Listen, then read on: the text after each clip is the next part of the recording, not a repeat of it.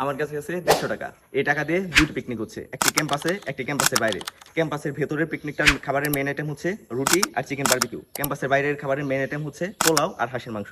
আর finally compare করার try করবো 150 টাকার মাঝে কোন পিকনিকটা আমার জন্য অর্থিত এবং সবার জন্য প্রেফারেবল। আর আচ্ছা ওয়েট, এই প্যাকেজে শুধু খাবার ইনক্লুড না, 150 টাকায় ক্যাম্পাসের ভিতরে কি কি করা সম্ভব এবং 150 টাকায় ক্যাম্পাসের বাইরে কি কি করা সম্ভব। তো let's jump to the full video. তো প্রথমে শুরু করি ক্যাম্পাসের ভেতরে পিকনিক দিয়ে। এটা অবশ্য কয়েকদিন আগে আয়োজিত হয়েছে।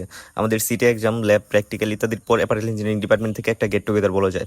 হোয়াটএভার, মেন পয়েন্টে আসি। পিকনিকটি ক্যাম্পাসের ভেতরে মেন প্লেগ্রাউন্ডের মাঝে আয়োজিত হয়েছিল। ছেলেরা যাবতীয় কেনাকাটা এবং মেয়েরা মাংস মেরিনেট করে রাখার পর ফাইনালি পূর্ব পরিকল্পিত প্ল্যান অনুযায়ী রাতের বেলা সবাই একসাথে আড্ডা দিতে দিতে বারবিকিউ শুরু করা হয়। বাই দ্য ওয়ে, নান রুটি কিন্তু আগে থেকে মেয়েরা প্রস্তুত করে রেখেছিল। বারবিকিউ করার পাশাপাশি টুকটাক গান বাজনা, লুডো খেলা, ফটো সেশন আর গসিপ, সেটা তো মেন রাত্রি থাকবেই। ইতিমধ্যে স্যারের দেওয়া টাইম লিমিটেশনের জন্য দ্রুত খাবার দাবার শুরু করে এবং হলে ব্যাক করে। যদিও পার্সোনাল কিছু সমস্যার কারণে আমি জয়েন করতে পারিনি, তবুও যদি আমি রেটিং করি, খাবার 5/5, আদার অ্যাক্টিভিটিস 1/5। লিমিটেশনসগুলো ছিল প্লেস নির্ধারণ, অপর্যাপ্ত লাইটিং, টাইম লিমিটেশন, খাবারের আগে উপরের অ্যাক্টিভিটিস, গেম সেগমেন্ট। তো এখন দেখানো ট্রাই করবো ক্যাম্পাসের বাইরের পিকনিক। এটা করেছিলাম আমাদের ক্যাম্পাস থেকে 20 থেকে 22 কিলোমিটার দূরে অবস্থিত নীলদরিয়াতে, যেখানে টাইম লিমিটেশন ছিল সকাল থেকে সন্ধ্যা পর্যন্ত সারাদিন। গিয়ে রান্না করার জন্য একটি নির্দিষ্ট জায়গা এবং ব্যাগ ও বিশ্রাম নেওয়ার জন্য একটি টাপুটা নাই। বলে রাখা ভালো, রান্নার সকল উপকরণ যেমন হাঁসের মাংস থেকে শুরু করে মশলা, তেল, চাল, ডাল, ইচ অ্যান্ড এভরিথিং সব কিছু আগের দিন রাতেই প্রস্তুত করে রাখা হয়েছিল। রান্নার শুরুতে সবাই একটু হেল্প করে কাটাকুটা শেষ করার পর ফুটবল খেলা শুরু করলাম। কোনো পিকনিক স্পটে গিয়ে ফুটবল খেলার মজাই আলাদা। ফুটবল শেষ করে দৌড় প্রতিযোগিতা, মোরগ যুদ্ধ সহ আরও নানান মজার মজার খেলা খেলাম এবং ফাইনালি আমরা নদীতে গোসল করার জন্য গেলাম। সেখান থেকে গিয়েও সাঁতার প্রতিযোগিতা, ডুব প্রতিযোগিতা সহ অনেকক্ষণ ঝাপাঝাপি করার পর ফাইনালি খাবার স্থানে ব্যাক করলাম।